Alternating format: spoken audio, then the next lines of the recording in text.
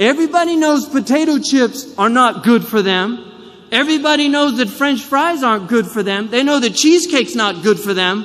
But nobody will dare speak out against the deviant sexual practices that occur in this country and are not only not talked about, are promoted by mainstream entertainment and society. Promoted.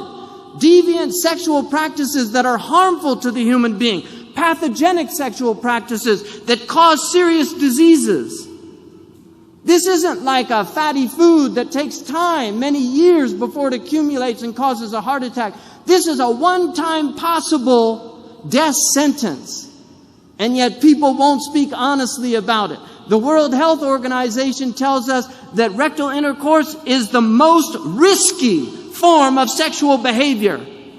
That's what the World Health Organization has to say, and yet people will not say this is not a healthy choice. I don't want my child to be practicing this, male or female. This has nothing to do with sexual preference. This has to do with a sexual practice that is done amongst heterosexual people and amongst homosexual people. Yet it's harmful, and nobody wants to speak about it. We need our physicians to speak up about the types of cancers that occur, about what happens when you get genital warts. I worked for a gastroenterologist and saw firsthand what happens to people. Nobody wants to talk about this.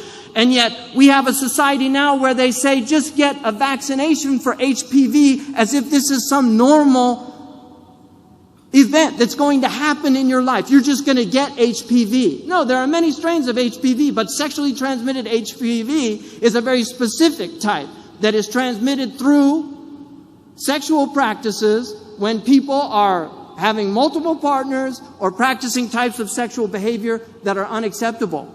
This is the reality of our culture. We need to have honesty amongst our physicians.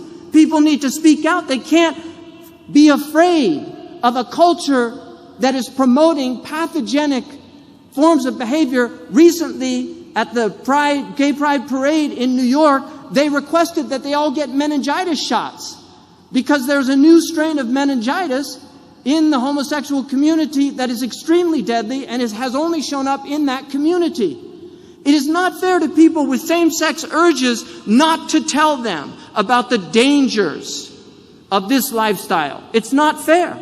For young people, old people can make their decisions, but a 15-year-old kid in high school, he deserves to know the nature of these practices.